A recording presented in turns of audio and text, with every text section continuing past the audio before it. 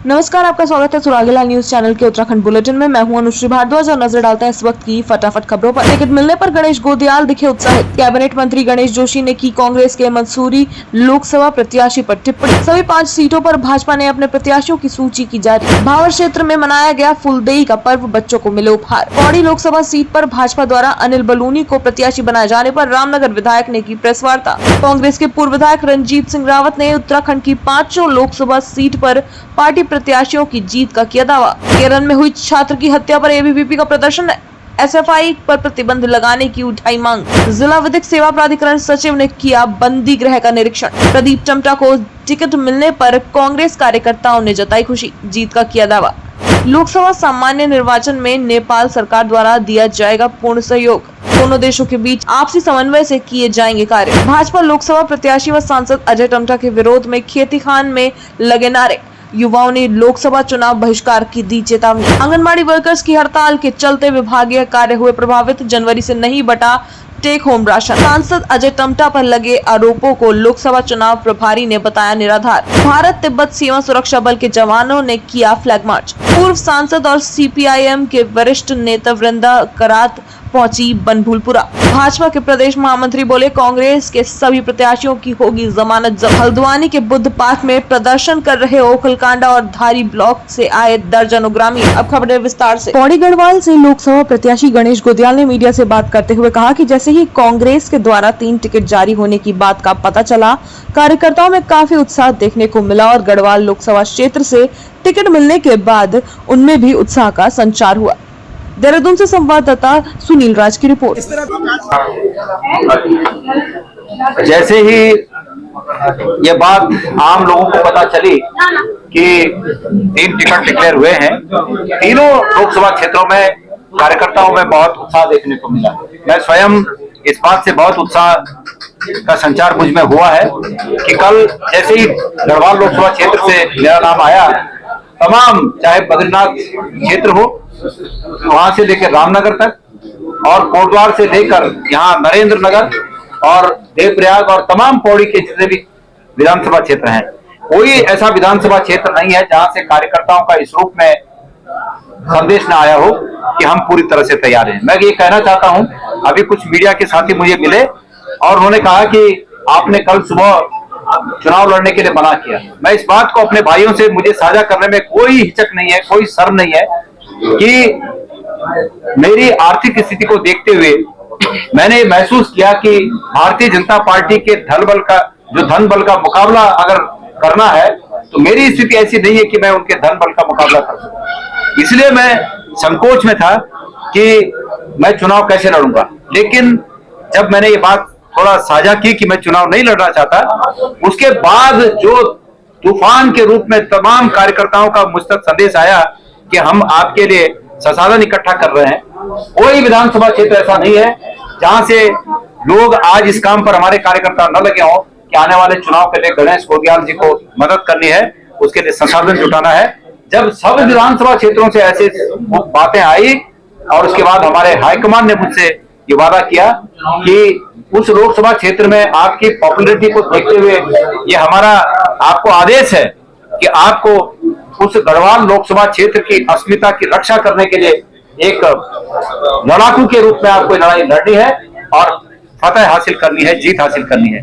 मेरे हौसले बुलंद हुए और मैंने इसको स्वीकार किया, विनम्रता से स्वीकार किया। मुझे पौड़ी लोकसभा क्षेत्र की जनता का विश्वास है मुझे कि वो लोग मुझे अपना आशीर्वाद देंगे और मैं वादा करता हूं पौड़ी लोकसभा क्षेत्र की जनता से कि भविष्य में जब भी उन्हें अपने इस जनप्रतिनिधि के प्रति उनकी अपेक्षा हो, मैं हमेशा उनकी अपेक्षा पर खरा उतरूंगा और उन्हें समय समय पर जब जब उनको मेरी आवश्यकता होगी उनके साथ वो मुझे अपने साथ खड़ा पाए। लोकसभा चुनाव के लिए कांग्रेस ने पौड़ी लोकसभा से गणेश गोदियाल और टिहरी लोकसभा से जोत सिंह गुंसोला को अपना प्रत्याशी बनाया है। वहीं मसूरी विधानसभा के विधायक और कैबिनेट मंत्री गणेश जोशी ने कांग्रेस के मसूरी लोकसभा से प्रत्याशी जोत सिंह गुंसोला को लेकर बयान दिया है। उनका कहना है कि कांग्रेस ने उन्हें बलि का बकरा बनाया है। देहरादून से संवाददाता सुनील राज की खास रिपोर्ट। अब मुझे तो बड़ा कष्ट होता है कि कांग्रेस को बुजुर्गों का सम्मान करना चाहिए।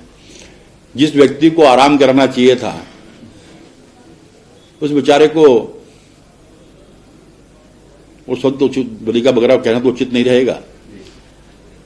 मतलब जो अनविलिंग हो, जो अनिच्छुक हो, चुनाव लड़ने से मना कर रहा हो, जबरदस्ती उसको कहना तो जा, क्योंकि आज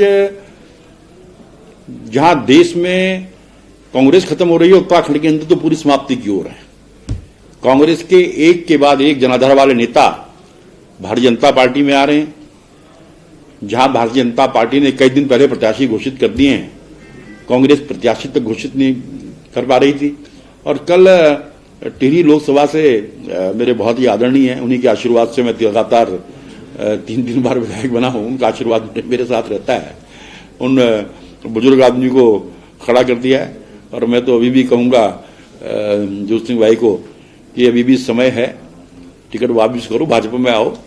अगर राजनीति में जिंदा रहना है तो राजनीतिक भविष्य भाजपा में सुरक्षित है। और कांग्रेस तो बिल्कुल हाशिए पे है, डूबता हुआ जहाज है। ऐसे जहाज में आ जाओगे और बिल्कुल डूब जाओगे। भाजपा द्वारा हरिद्वार और पौड़ी लोकसभा सीट पर भी प्रत्याशी उतार दिए गए हैं। भाजपा ने हरिद्वार से पूर्व मुख्यमंत्री त्रिवेंद्र सिंह रावत को प्रत्याशी बनाया है, तो वहीं पौड़ी से अनिल बलूनी को प्रत्याशी बनाया गया है। देहरादून से संवाददाता सुनील राज की रिपोर्ट। आज उत्तराखंड का सुप्रसिद्ध बाल लोक पर्व फूलदेई धूमधाम से मनाया गया। ये पर्व उत्तराखंडी समाज के लिए विशेष महत्व रखता है। रामनगर में कांग्रेस कार्यालय में फूलदेई पर्व मनाया गया। बच्चों ने प्रकृति के साथ सुख शांति और समृद्धि की शुभकामनाएं लेकर कांग्रेस कार्यालय की दहलीज पर फूल बिछाए। हाथों में आकर्षक फूलों की छोटी छोटी टोकरियां थामे बच्चों को कांग्रेस के पूर्व विधायक रंजीत सिंह रावत द्वारा शुभकामनाओं के साथ ही भेंट भी दी गई। रामनगर से संवाददाता राजीव अग्रवाल की रिपोर्ट। देखिए, बसंत ऋतु के आगमन का द्योतक है फूलदेई। प्रकृति नाना तरह के फूलों को जो है इस समय सजा देती है। तो ये उत्तराखंड का लोक पर्व है फूलदेई। जब बसंत आता है तो इस दिन जो है बच्चे पहले दिन जंगलों में जाकर के तरह तरह के फूलों को तोड़ के लाते हैं।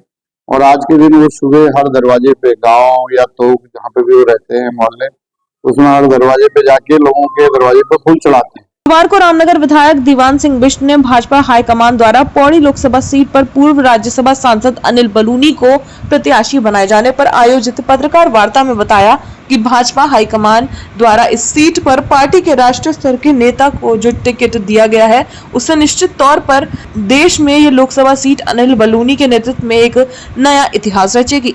रामनगर से संवाददाता राजीव अग्रवाल की रिपोर्ट। मैं अपने केंद्रीय नेतृत्व का और अपने प्रदेश नेतृत्व का बहुत बहुत आभार व्यक्त करना चाहता हूं कि उन्होंने इस सीट से एक ऐसे व्यक्तित्व को, ऐसे शख्स को टिकट दिया है जो जनता में लोकप्रिय हैं, जनता के बीच में रहने वाले हैं और राष्ट्रीय स्तर के नेता हैं। क्योंकि उनके राज्यसभा सांसद रहने पर जो लाभ हम लोगों को मिला है और रामनगर के लोग उनके हमेशा ऋणी हैं। आज समय आया है ऋण चुकाने का। तो मैंने अभी जैसे पहले भी कहा कि मैं गांव गया था, 2-3 गांव, एक तो एक जगह तो भंडारा था, दूसरी जगह कुछ मिलने गया था। तो वहां के लोगों ने खुद ही कहा मुझसे नहीं कहा कि भाई ये जो यहाँ का टिकट हुआ है अच्छे आदमी को मिला है, एक युवा को मिला है, जो लोग जो टेलीफोन भी सुन लेते हैं, काम भी कर लेते हैं। तो मुझे लगता है कि जिस प्रकार की जनता के बीच कार्यकर्ताओं में तो माहौल है ही, कार्यकर्ता सब खुश है, लेकिन जो जनता के बीच में जो संदेश, मुझे लगता है कि वो संदेश पूरी जनता में, पूरे क्षेत्र में होगा और हम इस लोकसभा सीट को बहुत अच्छे अंतरों से। कांग्रेस द्वारा उत्तराखंड की अभी हरिद्वार और नैनीताल सीट पर प्रत्याशियों की घोषणा नहीं की गई है। इस संबंध में गुरुवार को कांग्रेस के वरिष्ठ नेता एवं पूर्व विधायक रंजीत सिंह रावत ने कहा कि उनके द्वारा नैनीताल लोकसभा सीट पर किसी भी प्रकार की कोई दावेदारी नहीं की गई है। उन्होंने कहा कि नैनीताल सीट पर उनके चुनाव लड़ने की चर्चा चल रही है और साथ ही पैनल में उनका नाम भेजा गया है। पूर्व विधायक रंजीत सिंह रावत ने कहा कि पार्टी का जो भी निर्णय होगा वह उन्हें स्वीकार करेंगे। रामनगर से संवाददाता राजीव अग्रवाल की रिपोर्ट। देखिए, पहले तो 2 चीजों में स्पष्टीकरण दे दूं। एक तो आपने कहा आपकी दावेदारी है, मैंने किसी भी सीट पर कोई दावेदारी नहीं की है, लेकिन ये भी तथ्य है कि नैनीताल सीट पे मेरा नाम चल रहा है। अगर पार्टी आदेश करेगी तो मैं निश्चित रूप से चुनाव को लड़ने का काम करूंगा। दूसरा, आपने कहा कि पूरे देश में कांग्रेस के लोग छोड़ के जा रहे हैं, लेकिन वो भी गलत है, एक तरफा बात है, आप एक पक्ष की बात कर रहे हैं। तथ्य यह है कि भारतीय जनता पार्टी ने जो 272 सीट की लिस्ट निकाली थी, अब तक उसमें से 7 लोग जो है टिकट छोड़ चुके हैं और चुनाव लड़ने से मना कर चुके हैं। कुछ को जो है इस समय वैराग्य का ज्ञान और बोध हो रहा है, भगवान बुद्ध की तरह वैराग्य ले रहे हैं। और 3-4 सांसदों ने जो है कांग्रेस ज्वाइन कर ली है, जिनमें राजस्थान के सांसद भी हैं। तो चुनाव जो है एक संक्रमण काल होता है। इस समय कुछ परिंदे इस डाल से उस डाल में जाते हैं, कुछ उस डाल से इस डाल में आते हैं। तो कई कह रहे हैं हमारे घर वापसी हुई है, कई कह रहे हैं हमारी उपेक्षा हुई है। लोहाघाट में अखिल भारतीय विद्यार्थी परिषद ने केरल के वायनाड में पशु चिकित्सक का कोर्स कर रहे छात्र की रैगिंग और उसकी हत्या के विरोध में आज अखिल भारतीय विद्यार्थी परिषद के प्रदेश सह मंत्री विवेक पुजारी के नेतृत्व में पीजी कॉलेज लोहाघाट में जोरदार प्रदर्शन किया और छात्र की रैगिंग और हत्या करने का आरोप एसएफआई पर लगाते हुए सरकार से एसएफआई वामपंथी छात्र संगठन पर तुरंत प्रतिबंध लगाने की मांग की। लोहाघाट से संवाददाता लक्ष्मण बिष्ट की रिपोर्ट।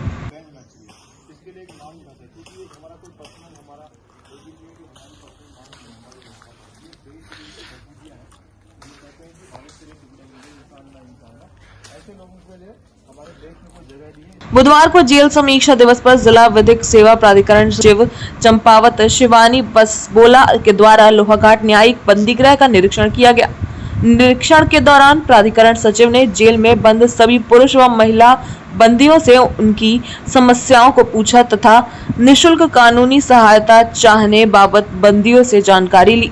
लोहाघाट से संवाददाता लक्ष्मण बिष्ट की रिपोर्ट। माननीय राज्य विधिक सेवा प्राधिकरण के निर्देश हैं, प्रत्येक बुधवार को यहाँ पर जेल समीक्षा दिवस के अवसर पर एक शिविर का आयोजन करते हैं, जिसमें ये कोशिश की जाती है कि प्रत्येक कैदी से इंटरेक्ट करें, उनसे पूछें कहीं उन्हें कोई समस्या तो नहीं है, उन्हें उनके अधिकारों के बारे में अवगत कराएं। यदि कोई ऐसा है कि जो किशोर की श्रेणी में आता है और कहीं त्रुटिवश यहाँ जेल में निरुद्ध तो नहीं है, इस बात का भी ध्यान रखते हुए उनको किशोर न्याय अधिनियम के प्रावधानों के बारे में बताया जाता है। और अन्यथा अगर किसी की कोई भी समस्या है पैनल एडवोकेट को लेकर या अपने प्राइवेट एडवोकेट को भी लेकर, तो ये प्रयास किया जाता है कि हमारे जो chief legal aid defence council आते हैं तो वो इनकी यथोचित सहायता करें ताकि इनकी पैरवी उचित प्रकार से कोर्टों में हो सके। चाहे तो एक साथ होनी चाहिए, सब लोग एक साथ बैठना ही नहीं चाहते। पापा, try this. लो, सब पक लिए।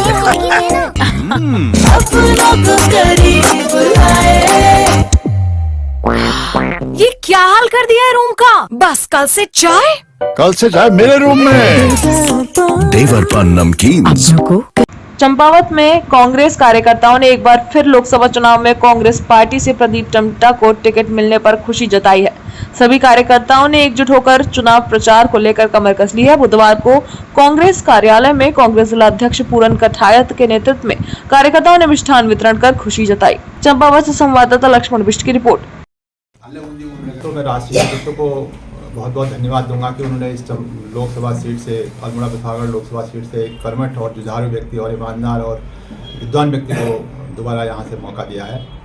और जिस तरह से आज भाजपा की जो डबल इंजन की सरकार है पूरी तरह से फेल है और पूरी जनता जो है एकटक कांग्रेस की ओर देख रही है और निश्चित तौर पर उत्तराखंड की 5 सीटों पर विजय हासिल करेगी। भारत नेपाल सीमा समन्वय समिति की बैठक जिलाधिकारी चंपावत नवनीत पांडे तथा गोपाल कुमार प्रमुख जिलाधिकारी कंचनपुर की संयुक्त अध्यक्षता में संपन्न हुई। बैठक में दोनों देशों के अधिकारियों द्वारा विभिन्न एजेंडा बिंदुओं पर चर्चा की गई। नेपाल सरकार के अधिकारियों ने कहा कि चंपावत के जिलाधिकारी द्वारा जो भी बातें बताई गई हैं, उन पर उनकी ओर से पूर्ण सहयोग किया जाएगा। चंपावत से संवाददाता लक्ष्मण बिष्ट की रिपोर्ट। कई अच्छे सकारात्मक पहलू निकल के आए हैं। हमारा बेसिक फोकस था जो हमारे लोकसभा इलेक्शंस अभी आयोजित होने वाले हैं इंडिया में अप्रैल और मई में, उसको लेके जो हमारे कॉल्स हैं उसके संबंध में आज काफ़ी डिटेल में चर्चा की गई और हमें बड़ी खुशी है कि कंचनपुर एडमिनिस्ट्रेशन से हमें पूरे इस इलेक्शन को फ्रीली एंड फेयरली जो हमें इसको ऑर्गेनाइज़ करना है उसमें हमें कंचनपुर एडमिनिस्ट्रेशन से पूरा सपोर्ट हमें जो है प्रॉमिस किया गया है। तो मैं कहूँगा कि ये हमारे आज के टॉक्स की सबसे बड़ी चीज़ हुई है। इसके अलावा हमारे कई लोकल इश्यूज़ हैं, जैसे पूर्णागिरी मेले का आयोजन है, कुछ हमारे और छोटे मोटे अपने लोकल इश्यूज़ हैं यहाँ पे। उन सब पे भी आज बहुत पॉजिटिव माहौल में हम लोगों ने डिस्कशन किया है और कुछ अच्छे आइडियाज़ भी निकल के आए हैं। ऑफ कोर्स वो कुछ पॉलिसी डिसीजंस हैं जो कि रिस्पेक्टिव गवर्नमेंट्स के अप्रूवल से ही हो पाएंगे, तो हम उसकी तरफ भी जो है अभी एक पॉजिटिव के अप्रोच के साथ उन्हें हम लोग आगे बढ़ने जा रहे हैं। उत्तराखण्डको चौपाल जिल्ला र कञ्चनपुर जिल्लाको बिच यो काउन्टर पार्ट मिटिङ हो। त्यसमा चाहिँ त्यहाँको डिस्ट्रिक्ट म्याजिस्ट्रेटको नेतृत्वमा विभिन्न एजेन्सीहरूका प्रमुखहरू उपस्थित हुनुहुन्छ। हामीले हाम्रा चासोका विषयहरू, यो स्थानीय स्तरमा रहेका चासोका विषयहरू, केही समस्याहरू, केही इस्युहरूका बारेमा छलफल गऱ्यौँ, खुलेर छलफल गऱ्यौँ र विशेष गरेर त्यहाँ हुन गइरहेको लोकसभाको चुनावको सन्दर्भमा सुरक्षा व्यवस्था र त्यहाँ सहयोग पुर्याउने कुरा र अरू सबै इस्युहरूमा एकदमै सौहार्दपूर्ण वातावरण छलफल भए र अघि नै नियम साहबले गर्नुभयो जस्तै यो तुरुन्तै फागु पूर्णिमा पश्चात सुरु हुन गइराखेको जुन ब्रह्मदेवमा लाग्ने पूजा मेला छ र त्यसको सन्दर्भमा पनि कसरी त्यसलाई व्यवस्थित गर्न सकिन्छ, कसरी त्यहाँ सहयोग पुर्याउन सकिन्छ भन्ने लगायतका सबै विषयमा खुलेर छलफलहरू भएर हामीले के गर्न सकिन्छ भन्ने बारेमा पनि साझा निष्कर्षहरू निकालेका छौँ। चाहे तो एक साथ होनी चाहिए, सब लोग एक साथ बैठना ही नहीं चाहते। पापा ट्राई दिस। लो सब लपक लिए।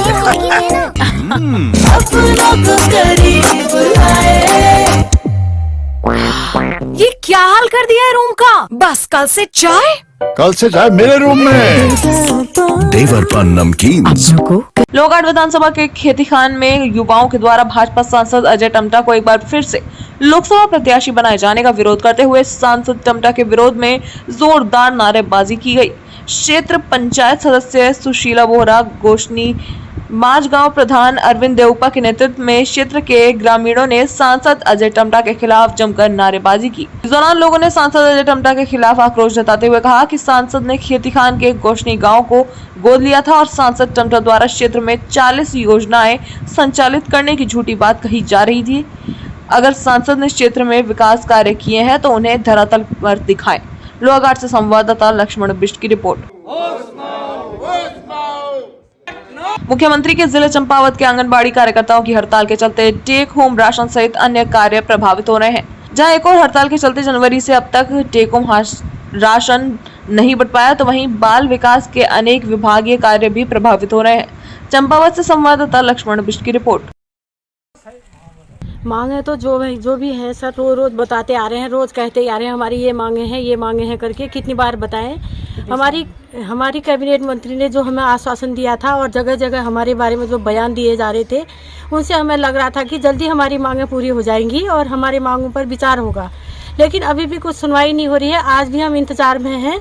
अगर आज हमारी मांगों की सुनवाई नहीं हुई तो हम उग्र आंदोलन करेंगे। हम भूख हड़ताल भी कर सकते हैं और देहरादून में भी सभी को ले जाके रैलियों के माध्यम से और आंदोलन के माध्यम से बता सकते हैं। हमारा आंदोलन बहुत तेज हो जाएगा। लोहाघाट विधानसभा क्षेत्र की खेतीखान में सांसद अजय टम्टा के ऊपर क्षेत्र की उपेक्षा करने व विकास कार्य न करने को लेकर गोसनी व बांजगांव के लोगों द्वारा सांसद व वर्तमान लोकसभा चुनाव प्रत्याशी अजय टम्टा के खिलाफ नारेबाजी करते हुए लोकसभा चुनाव बहिष्कार की चेतावनी दी गई है। वहीं सांसद अजय टम्टा पर लगाए गए आरोपों का खंडन करते हुए लोहाघाट विधानसभा के लोकसभा चुनाव प्रभारी व पूर्व भाजपा जिला अध्यक्ष रामदत्त जोशी ने सांसद टम्टा पर लगाए गए आरोपों को निराधार बताया है। लोहाघाट से संवाददाता लक्ष्मण बिष्ट की रिपोर्ट। आपके प्रिय नेता अजय टम्टा जी, परंतु उन्होंने जो अपनी लोकसभा में कुछ गांव ऐसे गोद लिए हैं, उन गांव के लिए गांव स्तर में क्या क्या हो सकता है, मूलभूत आवश्यकताएं गांव की क्या है। ये जो गोशनी वाला विषय आपने अभी कहा, ये शहर से लगा हुआ है, पास का ही गांव है। वहाँ पर शिक्षा, स्वास्थ्य, ये इन तीनों की कोई विशेष इस प्रकार का बहुत आवश्यक है, ऐसा नहीं कि शहर के नज़दीक का गाँव है, परंतु वहाँ पर जो पेयजल बिजनेस है या अन्य भी जो अन्य मदों हैं जो वहाँ की लोगों की आवश्यकता थी, उसके अनुरूप उन्होंने 2023-24 में ये जो ठोस तरल अवशिष्ट प्रबंधन कार्य के लिए 2.72 लाख की योजना, सामुदायिक स्वास्थ्य कॉम्प्लेक्स के लिए 2.10 लाख की योजना, साथ में 2019-20 में सूर्य मंदिर के लिए 67 लाख का पर्यटन के विभाग से द्वारा उस वहाँ के सौंदर्यीकरण के लिए पैसा दिया, और अन्य सारे और भी बहुत सारे ऐसे काम हैं जहाँ पर उन्होंने 2 करोड़ 37 लाख की धनराशि अवमुक्त की है, जिसका 80% कार्य हो चुका है। शेष काम कार्य प्रगति पर है। उधम सिंह नगर जिले के पुलभट्टा थाना अंतर्गत क्षेत्र में भारत तिब्बत सीमा पुलिस बल के जवानों ने फ्लैग मार्च किया। इस दौरान पुलभट्टा थाने के तमाम अधिकारी भी फ्लैग मार्च में शामिल रहे। फ्लैग मार्च के दौरान सुरक्षा बल के जवानों ने पुलभट्टा थाना अंतर्गत क्षेत्र में मतदान की दृष्टि से संवेदनशील एवं अति संवेदनशील क्षेत्र में फ्लैग मार्च कर जनता से शांति व्यवस्था बनाए रखने में सहयोग करने की अपील की। किच्चा से संवाददाता राजू सहगल की रिपोर्ट। उत्तराखंड में भारत तिब्बत सीमा पुलिस बल की लगभग 10 कंपनी या 2 बटालियन इस समय जो लोकसभा इलेक्शन के एडवांस में आई हुई हैं, उसमें फ्लैग मार्च, एरिया डोमिनेशन और नाका ड्यूटी अभी हमारे ट्रूप्स के द्वारा की गई है, जिसमें हमारा और पुलिस का एक कोऑर्डिनेटेड जो है ड्यूटी चली हुई है। और दोनों का उद्देश्य है कि सद्भावना से और अच्छी तरीके से आगामी इलेक्शन को संपूर्ण कराना, किसी भी तरीके की कोई इस तरीके की घटना ना हो कि जैसे हल्द्वानी वाला जो है हमारे कुछ दिन पहले इंसिडेंट हुआ है। तो हमारा मेन उद्देश्य यही है कि पीसफुल और अच्छी तरीके से इलेक्शन को कराना। पूर्व सांसद और CPIM की वरिष्ठ नेता वृंदा करात हल्द्वानी पहुंची और बनभूलपुरा के दंगा प्रभावित क्षेत्र का दौरा कर स्थानीय लोगों से बातचीत की। वहीं पत्रकारों से बात करते हुए वृंदा ने कहा कि प्रशासन की गलती के चलते ही इतनी बड़ी घटना हुई है, जो कि रोकी जा सकती थी। उन्होंने कहा कि इस घटना को सांप्रदायिक रंग देने की कोशिश की गई, जो कि गलत है। वहीं उन्होंने कहा कि पुलिस और प्रशासन को इस मामले में निष्पक्ष जांच करनी चाहिए। हल्द्वानी से संवाददाता दीपक अधिकारी की रिपोर्ट। नहीं, ये बहुत ही खेद की बात है कि पत्रकार भी, और एक पत्रकार ने मुझे बताया कि उनका पूरा कैमरा जो बहुत कीमती कैमरा था वो भी पूरा तोड़ दिया था। और ये भी उन्होंने बताया कि कई जगह ऐसे घेरे में आ गए थे। लेकिन उन्होंने मुझे बताया कि वहाँ के लोकल लोगों ने, जो वहाँ मुस्लिम कम्युनिटी के लोग हैं, उन्होंने उनको बचाकर मस्जिद में उनका संरक्षण करके बाद में उन्होंने सेफ्टी में पहुँचा दिया। तो ये पूरे हमारी जो पूरी टीम सब जगह गए। हमारे साथ हमारे केंद्र कमेटी के साथी विजू कृष्णन थे, राजू नेगी जी थे जो यहाँ हमारे स्टेट के सेक्रेटरी हैं, बाकी भी साथी थे। 2-3 बातें मैं ज़रूर कहूँगी। एक, ये जो पूरी घटना है जब कोर्ट के अधीन है, जब कोर्ट ने 14 तारीख का तारीख दिया था, तो प्रशासन को अगर इंतज़ार करते और कम्युनिटी को विश्वास में लेते, मैं समझती हूँ ये बहुत अच्छा होता, जो नहीं हुआ। मैं लापरवाही शब्द नहीं इस्तेमाल करूँगी, लापरवाही शब्द ठीक नहीं होगा इसमें। लेकिन जो नीति थी इस पूरे घटना के बारे में कि एक मदरसा है, एक नमाज पढ़ने के एक स्थान है, उस जगह को बुलडोज करना जब कोर्ट के अधीन है केस, मुझे लगता है ये गलत था और ये प्रशासन की गलती थी। दूसरी बात ये भी सच है कि मॉब जो आया था, आगजनी हुई और गाड़ियों को जलाया, लोगों को मतलब बहुत पथराव में, पुलिस कर्मी में, उसमें महिला कर्मी भी पुलिस के जो बहुत आतंकित हुए और घेरे में आ गए। उसके लिए हमें बहुत ही शॉक्ड हम तो मिलना चाह रहे थे, एकजुटता उनके साथ प्रकट करने के लिए, लेकिन वो इस समय नहीं है। तो ये सब हकीकत है कि वहाँ कुछ राइटर ज़रूर थे जिन्होंने ये सब कुछ किया।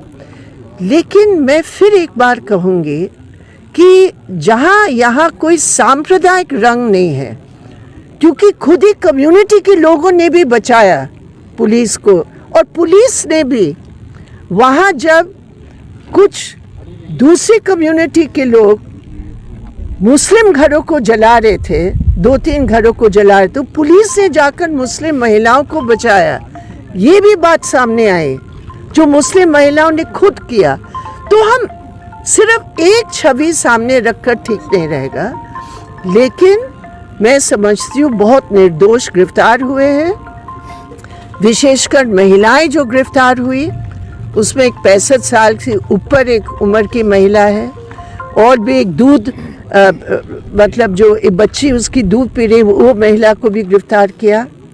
और एक बात जो मैं पुलिस को यहाँ प्रशासन को कहना चाहूँगी कि एक एफआईआर जिसके पास पूरा प्रूफ है कि उसका घर जहाँ फ़हीम मारा गया, उसके भाई का घर, उसके अपने घर, उसके गाड़ियों को जो पूरा जलाया गया, उसका पूरा वीडियो है, प्रूफ है, नामजद रिपोर्ट है, लेकिन आज तक पुलिस ने एफआईआर दर्ज नहीं की। ये एक तरफा कार्रवाई मुझे लगी। एक बात जो निकल के आई, ये बेहद गरीब इलाका है।